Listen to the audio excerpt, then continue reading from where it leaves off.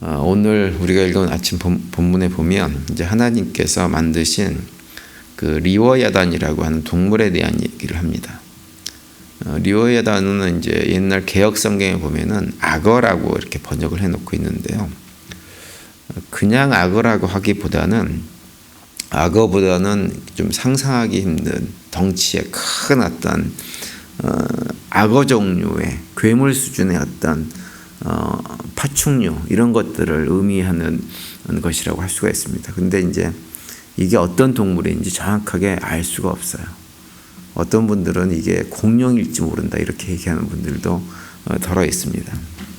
근데 이제 오늘 본문의 중요한 것은 하나님께서 그 리어야단이라고 하는 짐승을 통해 가지고 이제 말씀해 주시는 것은 뭐냐면 우리 인간의 연약함, 어리석음, 한계 이런 것들을 좀 깨달아 알게 해주기 위해서 이 리어야단이라고 하는 짐승을 언급을 하고 있습니다. 그래서 이제 1절부터 8절까지 내용이 어떤 내용들이냐면 그 리어야단이라고 하는 그런 그 짐승은 우리가 집에서 기르는 개나 고양이처럼 이렇게 펫 종류로 이렇게 데리고 있을 수도 없고 또 가축처럼 개를 들일 수도 없고 또는 뭐 시장에다가 묶어다가 팔 수도 없는 그런 짐승이다 이런 소개를 하고 있죠. 그러면서 이제 9절에서 11절까지 보면 사람은 그런 리어단이라고 하는 짐승을 당해낼 가능성이 전혀 없는 존재이다 것을 하는 것을 얘기하면서 그런 존재가 감히 하나님과 겨루어서 얻을 수 있는 것이 무엇이 있겠느냐라고 하는 것을 꼭 집어서 말씀을 해주고 계세요. 그래서 10절에 보시면 아무도 그것을 결정시킬 만큼 담대하지 못하거든 누가 내게 감히 대항할 수 있겠느냐 이렇게 말씀합니다. 리어야단이라고 하는 짐승 하나도 얻지 못하는 인간이 그 짐승을 만드신 하나님에게 대적해서 할 수 있는 것이 무엇이 있겠느냐 이렇게 말씀하고 있는 거예요. 그러면서 이제 12절 이하에 보면 쭉 계속해서 리어야단에 대한 얘기를 계속 말씀을 하고 있습니다.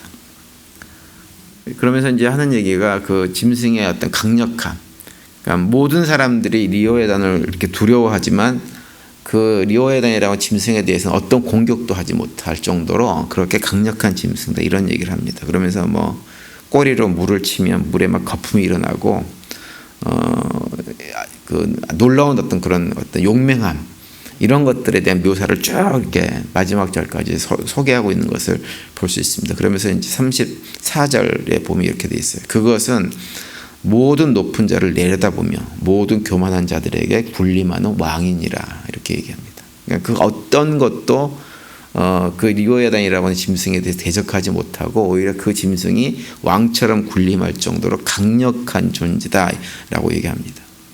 이걸 갖다 강조하신 이유는 다시 한번 말씀드리지만 그런 짐승 하나도 어찌하지 못하는 인간이라는 존재가 얼마만큼 연약한지를 다시 한번 깨닫고 욥으로 하여금 너가 어떤 존재인지 너가 그동안에 하나님에 대해서 나에 대해서 이런저런 얘기를 많이 했는데 그런 얘기를 하면서 마치 내가 너에게 응답하지 않는다고 하는 것 때문에 나를 대적하는 어떤 태도를 취했던 너의 모습을 돌아보라는 차원에서 이 리어야단에 대한 얘기를 지금 하고 있는 것입니다. 우리 사람이라고 하는 존재는 내가 누구이냐, 내가 어떤 존재이냐라고 하는 것을 깨달아 알고 살아가는 것이 굉장히 중요합니다. 내가 누구인지를 제대로 깨달아 알지 못하면 착각하게 되어지고 잘못된 길로 빠지게 될 가능성이 굉장히 많이 있죠. 18세기 그 독일의 유명한 철학자 가운데 임마누엘 칸트라고 하는 분의 이름을 들어보신 분들이 있을 거예요. 근데 그분이 순수 이성 비판이라고 하는 아주 유명한 철학 서적을 썼는데요. 거기 보면 그 서문에 어떤 얘기를 하냐면 철학하는 사람은 반드시 세 가지를 생각하는 사람이어야 된다 이렇게 소개를 해요. 그러면서 첫 번째는 뭐냐? 내가 누구냐 하는 것을 생각을 해야 된다는 거예요. 나는 누구인가? 나는 어떤 존재인가? 무엇을 하기 위해서 이 땅에 태어났고 내 삶의 의미는 무엇인가라고 하는 것들을 반드시 생각을 해야 된다 이렇게 얘기합니다. 그리고 두 번째는 궁극성에 대해서 생각을 해야 된다고 하는 거예요. 나의 과거, 현재가 아니라 나의 미래가 어떻게 될 것인가. 70대, 80대 나의 늙어서 모습뿐만 아니라 영원 안에서 나는 도대체 어디로 갈 것인가? 이 생각을 반드시 하는 사람이어야 된다. 이렇게 얘기를 합니다. 그리고 세 번째 얘기하는 게 뭐냐면 우리 인간 자신, 나 자신에 대한 한계를 반드시 알고 있어야 된다. 이렇게 얘기를 해요. 그걸 깊이 생각해야 된다. 우리 인간이라는 존재는 누구나 다 한계가 있죠. 한계를 알아야 나의 부족함, 연약함을 알아야 거기에 맞게 분수에 맞게 삶을 살아갈 때가 있어요. 할 수 있는 게 있고 할 수 없는 게 분명히 있습니다. 내가 아는 것도 있지만 모르는 것도 분명히 있어요. 이런 것들을 명확하게 알고 거기에 맞게 말하고 행동을 해야 삶에서 잘못된 어거지를 피우고 억지를 피우고 뭔가 잘못된 무리를 해가지고는 문제를 경험하지 않을 수가 있습니다. 그걸 알아야 됩니다. 근데 우리가 신앙생활을 하면서도 우리가 알아야 될 것이 마찬가지 똑같이 있어요. 세 가지 정도 분명히 알아야 될 것이 있습니다. 첫 번째는 무엇을 알아야 되냐면 우리 모두는 오직 하나님의 은혜로만 구원받은 존재라는 사실을 잊지 말아야 됩니다. 우리가 너무나 잘 아는 에베소서 2장 8절 9절 다시 보시면 이렇게 돼 있죠. 너희는 그 은혜에 의하여 믿음으로 말미암아 구원을 받았으니 이것은 너희에게 난 것이 아니요 하나님의 선물이라. 행위에서 난 것이 아니니 이는 누구든지 자랑하지 못하게 함이니라. 이렇게 말씀을 하고 있어요. 우리가 너무나 잘 아는 말씀이에요. 많이 저도 그렇고 많은 목사님들이 이 에베소서 2장 8절 9절 말씀을 정말 많이 설교합니다. 그런데 그렇게 많이 들으면서도 이 하나님의 은혜에 대한 생각을 잘 하지를 못해요. 그러니까 내가 뭔가 교회에서 이렇게 좀 사람들에게 이렇게 칭찬받고 그러면 그건 내가 뭔가 잘해서 막 이렇게 됐다고 생각을 하는 경향이 많아요. 내가 구원받은 것조차도 하나님 내가 뭔가 잘해서 구원해 주셨죠 라고 하는 생각을 하기도 합니다. 근데 성경은 그렇지 않다고 하는 거예요. 하나님 말씀은 우리가 구원받고 하나님 자녀가 된 것, 내가 주변 사람들의 칭찬받는다는 이런 모든 것들이 다 무엇이냐? 하나님의 은혜 가운데 되어진 일이라고 하는 거예요. 본래 우리는 태어날 때부터 악한 마음을 가지고 생각 자체가 악한 존재가 우리들입니다. 그런데 그런 악한 생각으로부터 조금씩 바뀌고 변화되고 이렇게 된 다 이유가 무엇이냐? 하나님께서 우리 안에 뭘 부으셨어요? 성령 하나님 부어주셔서 그분이 우리를 선하게 인도해 주시기 때문에 점점점 좋은 사람이 되어지고 그렇게 살다 보니까 주변 사람들에게 칭찬도 듣게 된 거예요. 그러니까 이 모든 것들이 하나님의 은혜인 거죠. 그러니까 우리가 이걸 기억을 반드시 하고 살아야 됩니다. 지난번에도 말씀드렸지만 우리 모두는 1만 달란트의 빚을 탕감받은 죄인일 뿐입니다. 하나님께서 우리에게 1만 달란트의 빚을 탕감해 주지 않으셨으면 우리는 지금 이 자리에 있을 수가 없는 존재들이에요. 그 1만 달란트 우리가 정말로 평생 영원히 노력을 해도 갚을 수 없는 그런 죄의 빚을 하나님께서 탕감해 주셨기 때문에 이 자리에 있다고 하는 것. 그래서 모든 것이 은혜입니다. 따라서 우리 교회 성도님들은 무엇보다도 나의 이 모든 것이 하나님의 은혜라는 고백을 삶의 자리, 믿음의 길을 걸어갈 때 계속해서 고백하면서 살아갈 수 있게 되기를 간절히 바랍니다. 그리고 두 번째로 우리가 꼭 알아야 될 것은 무엇이냐면 우리 모두는 누구냐? 하나님의 자녀라는 사실을 잊지 말아야 됩니다. 하나님의 자녀라고 하는 사실을 잊지 않고 자부심과 당당함을 가지고 살아가는 거예요. 자부심과 당당함을 가지고. 속된 말로 찌질하게 살지 말아야 됩니다. 찌질하게 살지 말아야 돼요. 당당하게 살아야 당당하게. 요한복음 1장 12절에 보시면 이렇게 말씀하고 있죠. 영접하는 자 곧 그 이름을 믿는 자들에게는 뭘 주셨어요? 하나님의 자녀가 되는 권세를 주셨다 말씀하세요.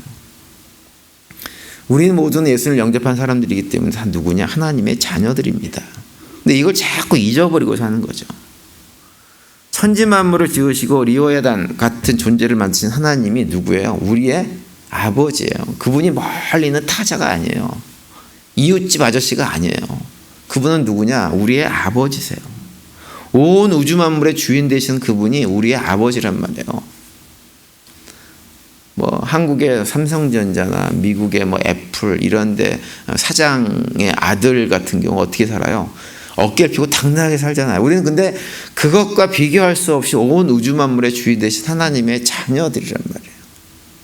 그러면 그 자녀다운 삶을 살아야죠. 우리가 당당함을 가지고 기죽지 말고 좀 나보다 많이 알고 많이 가진 것이 있는 사람이라고 해서 그 앞에서 기죽고 머리 숙이고 이러고 살 필요가 없는 거예요.